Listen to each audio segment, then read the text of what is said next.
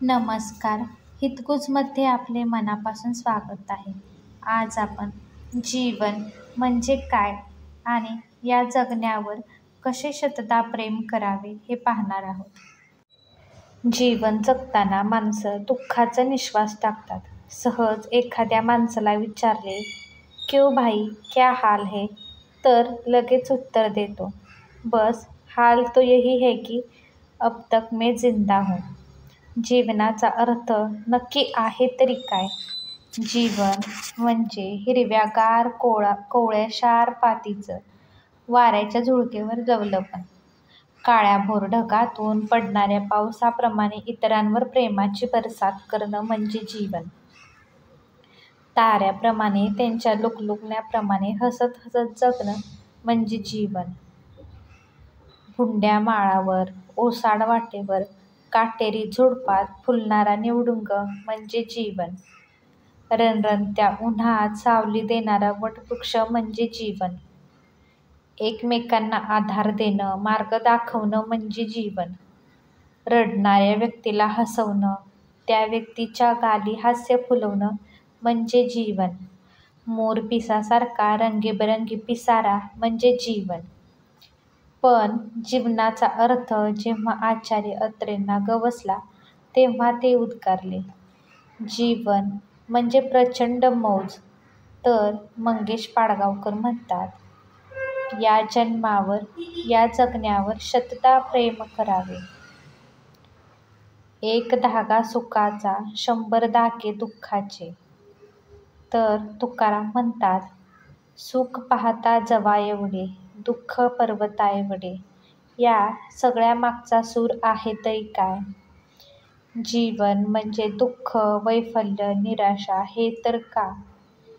जीवन जगताना महागाई, भ्रष्टाचार, जातीयवाद, दंगले, मोर्चे या सगळ्यांचा ससेमिरा मानवाच्या हाती लागतो. साहजिकच मानवी जीवन बेचव बनू लागतं. पण संकटे आले म्हणून निराश होऊन केविलवाणे जीवन जगण्यापेक्षा संकटाशी सामना करीत जीवनाचा मार्ग आक्रमू लागलो तर दुःखाच्या डोंगरापुढे सुखाची हिरवळ आहे.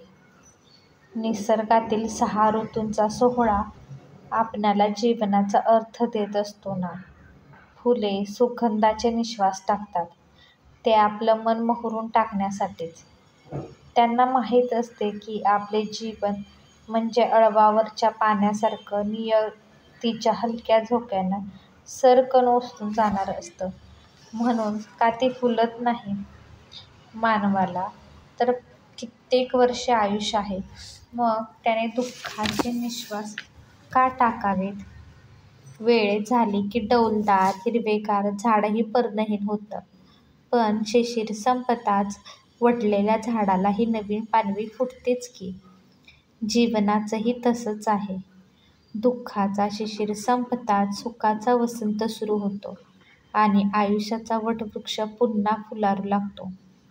भर उन्हाळ्यात गुलमोहर फुलत असतो. तो कधीही उन्हाळ्याचे दुःख करत नाही. उलट तो ईर्षेने जीवन जगण्याची जिद्द माणसाला देतो.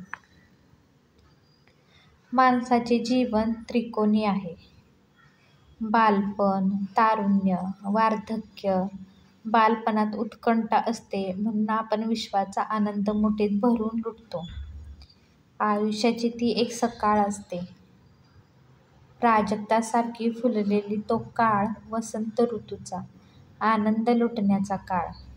तर तारुण्यात संचारते विद्युल्लतेची चमक. नवचैतन्य अंगामध्ये संचारते आहे असे वाटते की विश्व येथेच थांबेल आणि या जन्मावर या जगण्यावर शतदा प्रेम करावे. जीवनातील तारुण्याचा बहर ओसरतो. मध्यान्ह संपते. संध्याकाळ नजीक येऊन ठेपते आणि मनात हुरहूर लागते. ढळला रे ढळला दिन सकया, संध्या छाया भिववते हृदया. पण अश्रूंनी आयुष्य मोजण्यापेक्षा हास्याने आयुष्य मोजले तर? आयुष्य हे 2 घडींचा डाव, त्याला जीवन ऐसे नाव. जीवनात दुःखाचा पाढा वाचण्यापेक्षा life is a game of card असे म्हणून एखाद्या जुगाराप्रमाणे हातात धरता येईल. त्या पत्त्यांशी खेळण्यातच जीवनातील खरा आनंद आहे. म्हणून आयुष्यात किती जगला यापेक्षा कसं जगला याला अधिक महत्त्व आहे. Count your life by smiles and not by tears. म्हणूनच सुख पाहता जवा एवढे दुःख पर्वता एवढे असे म्हणणारे तुकाराम आयुष्याच्या उत्तरार्धात आनंदाचे डोही तरंग, आनंदाचे अंग आनंदाचे असे म्हणतात. काळ्या कुट्ट ढगालाही रुपेरी झालर असते.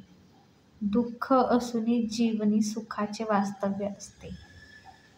जीवनावर प्रेम करताना कधी वणवा होऊन जाळत जावं लागतं, कधी जंगल होऊन जळत राहावं लागतं, तर कधी या जळत्या जखमावर हास्याचं गुलाब शिंपीत जावं लागतं.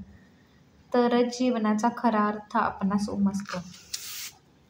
जीवनावरचे मानवाचे प्रेम म्हणजे मानवाच्या संस्कृतीचा सारांश, त्याच्या इतिहासाचा निष्कर्ष आणि भविष्यकाळातील अभ्युदयाची आशा आहे. जी माणसे जीवनात अढळ ध्येयासाठी झटून खऱ्या अर्थाने जीवनावर प्रेम करतात, त्यांना जीवनाचा खरा अर्थ उमजलेला असतो. अनेक महापुरुषांनी आपल्या मायभूमीसाठी स्वतःचे जीवन उधळून टाकले. ते जीवनात कधीही निराश झाले नाहीत. ते बेहोशीने मृत्यूला सामोरे गेले. मेलो तरी चालेल, मरण न चुके कधी, मन माझे भुलले फक्त ध्येयासाठी. म्हणूनच जी माणसे आपल्या कर्तबगारीने मातीच्या मखमलीवर आपल्या पाऊलखुणा ठेवून जातात, त्यांचेच नाव जीवनाच्या महावस्त्रावर कोरलेले असते. शेक्सपियरने म्हटले आहे की जग एक रंगभूमी आहे आणि प्रत्येक मनुष्य या रंगभूमीवरील कलाकार आहे.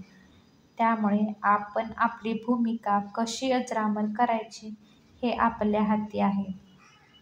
म्हणूनच आपण कोणाच्या पोटी जन्माला आलो, कोठे जन्मलो याला तसा काहीच अर्थ नसतो. कारण दैवात्म्यं कुले जन्म मया दत्तं तु पौरुषम. म्हणूनच या जीवनातील आनंद मनसोक्त लुटा.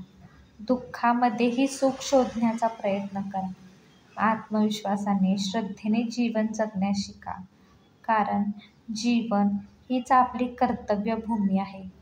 त्यामुळेच या जगण्यावर, या जन्मावर प्रेम करा. चालणारे दोन पाय किती विसंगत, एक पुढे नि एक मागे असतो. पुढच्याला गर्व नसतो, मागच्याला अभिमान नसतो. कारण त्यांना ठाऊक असतं क्षणात हे बदलणारं असतं. याचंच नाव जीवन असं असतं. क्षणाचाही भरोसा नाही या घडीला, होत्याच नव्हतं होण्याला. पण जीवनातला एक एक क्षण मोत्यासारखा आहे. म्हणून आजच्या दुःखातही सुखाचे मोती ओंजळीत साठवता आले पाहिजेत. परिस्थितीच्या कचाट्यात न सापडता धीट होऊन त्यावर मात करता आली पाहिजे. संकट तर येतच असतात, त्याला धैर्यानं समोर जाता आलं पाहिजे. आलेली वेळ निघून तर जाणार आहे, पण या वेळेवर समंजसपणाची गार झुळूक हळुवारपणे घालता आली पाहिजे. खचलेलं मन, उदास चेहरा आणि रडत बसण्यापेक्षा खंबीर मनाने प्रत्येक स्थितीला सावरता आलं पाहिजे. उद्या काय होईल या विचारातच आजचा क्षण गमावण्यापेक्षा फक्त आनंदाचा हसरा सुगंधच दरवळला पाहिजे. कारण आयुष्य खूप सुंदर आहे, फक्त छानपैकी जगता आले पाहिजे. आयुष्य हे असंच असतं. आयुष्यावर आपण प्रेम करायचं असतं. आयुष्य हे असंच असतं. कुठून सुरू झालं ते माहीत नसतं, कोठे संपेल हेही माहीत नसतं. आयुष्य हे असंच असतं. आयुष्यावर आपण प्रेम करायचं असतं. प्रेमात मात्र जपून राहायचं असतं. एकदा मन मोडलं तर पुन्हा जोडायचं असतं. आयुष्य हे असंच असतं. स्वतःच्या सुखापेक्षा इतरांना सुखवायचं असतं. कधी कुणावर रागवायचं नसतं. आयुष्य हे असंच असतं. आयुष्यावर आपण प्रेम करायचं असतं. हा व्हिडिओ तुम्हाला आवडला असेल तर व्हिडिओला लाईक करा, शेअर करा आणि चॅनलला सबस्क्राईब करायला विसरू नका. भेटूयात पुन्हा अशाच एका छानशा व्हिडिओसोबत. तोपर्यंत धन्यवाद.